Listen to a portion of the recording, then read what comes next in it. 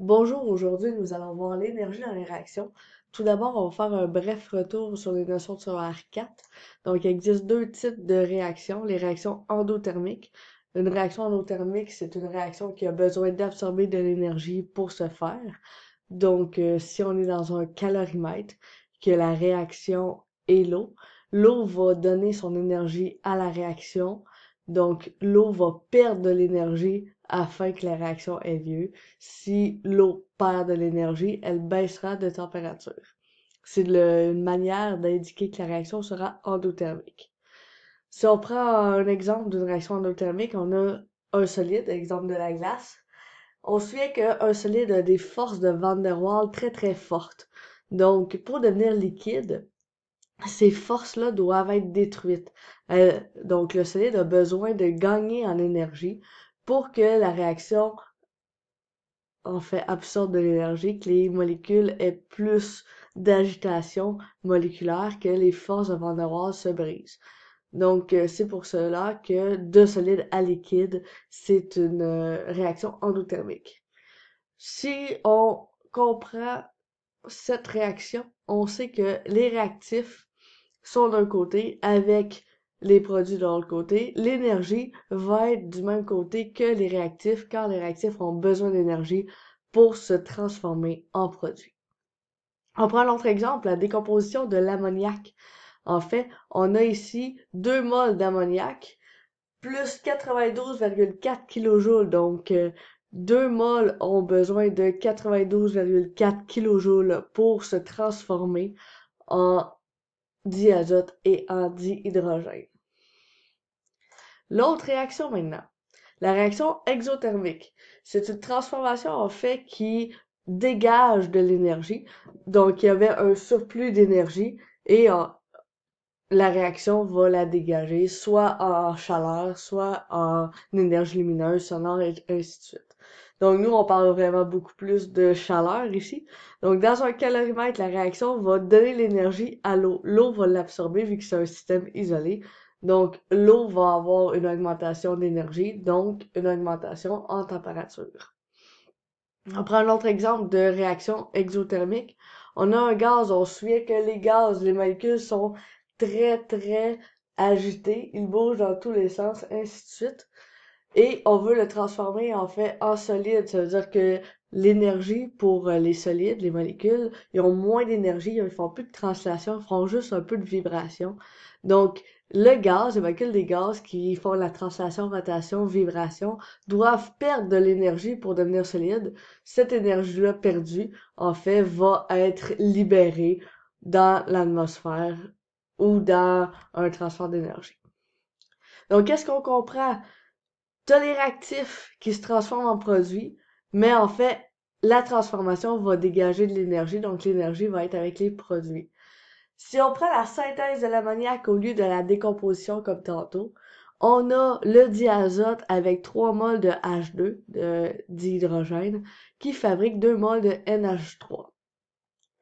En plus, ça va libérer 92,4 kJ d'énergie. Qu'est-ce qui est important à comprendre dans cette réaction-là, en fait, c'est qu'il y a un lien avec la réaction de la décomposition de l'ammoniac et de la synthèse. Tantôt, on a vu que la décomposition avait besoin de 92,4 kJ pour se décomposer. Et là, on voit que la réaction inverse, dans l'autre sens, pour recomposer la synthèse, elle dégage la même quantité de chaleur. Autre chose qui est important à comprendre, en fait, c'est que l'énergie de la réaction suit le principe de la stoichiométrie.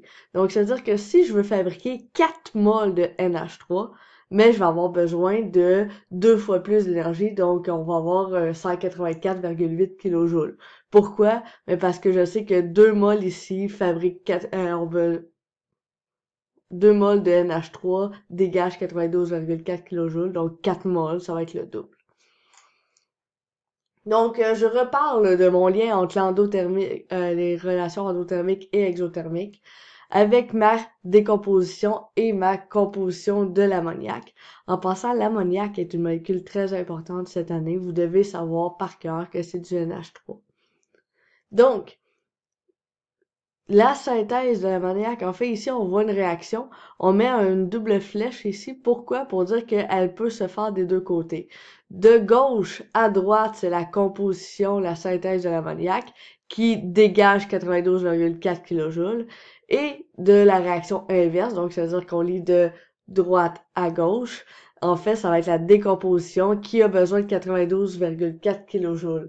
Donc, qu'est-ce qui est important à comprendre, c'est que une même réaction peut se lire en fait souvent de droite à gauche et de gauche à droite, la réaction directe ou inverse, et tu as besoin de la même quantité d'énergie. Soit d'un côté, ça va être endothermique, et de l'autre côté, va être exothermique.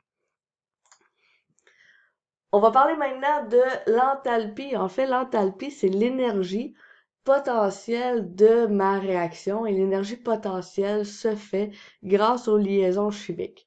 Chaque molécule, en fait, a une énergie potentielle dans les liaisons et plus tu as de liaisons, en fait, plus tu peux avoir une grande enthalpie.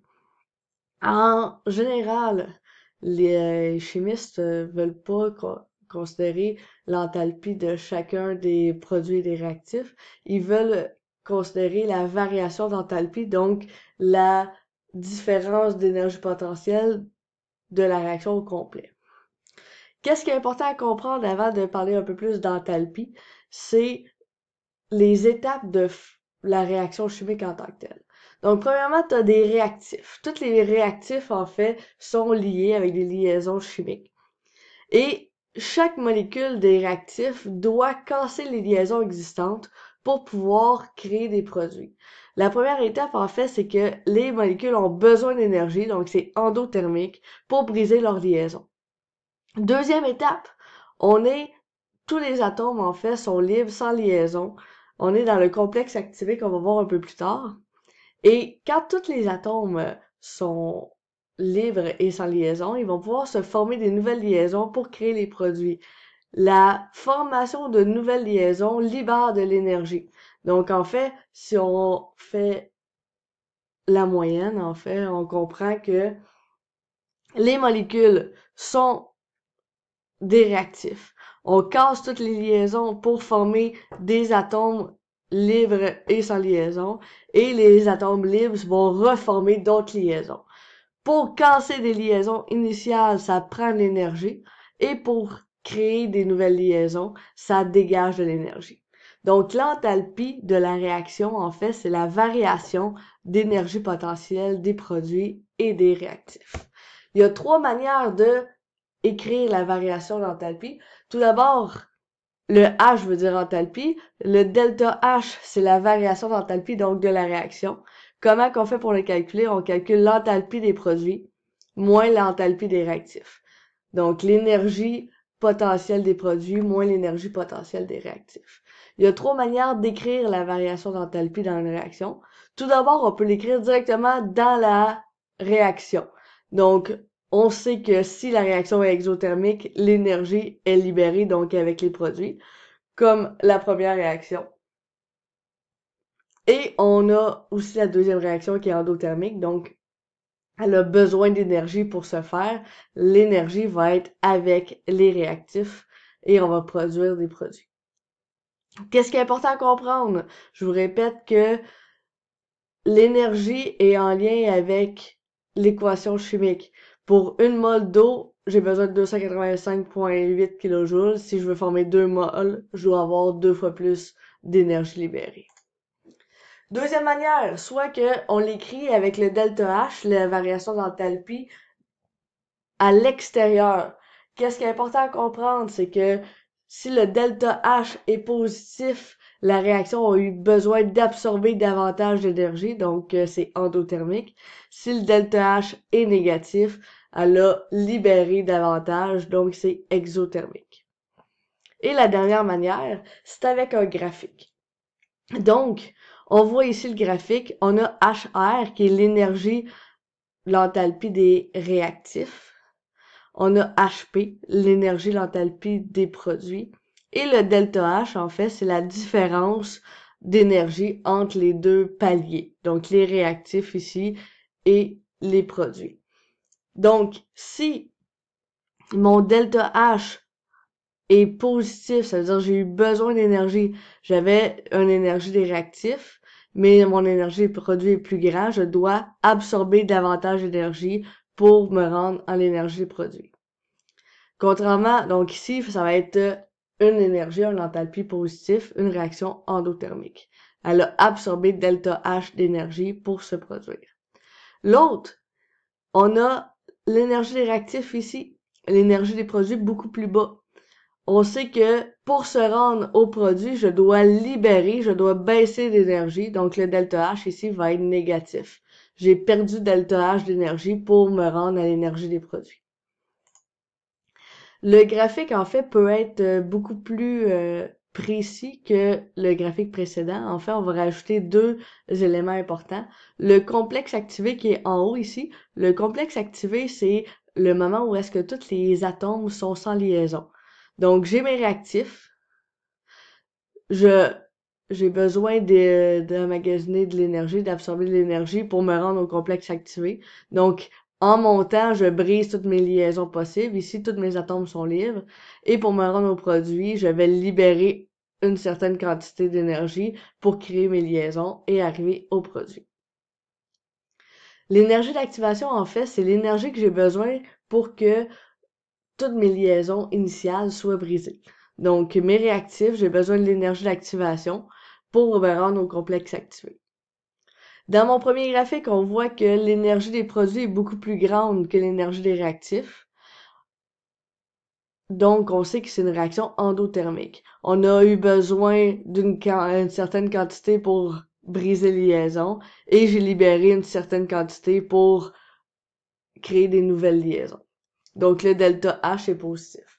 Dans le deuxième graphique, on voit que l'énergie des réactifs est beaucoup plus haute que les produits, donc j'ai eu besoin d'une petite quantité d'énergie d'activation pour briser mes liaisons.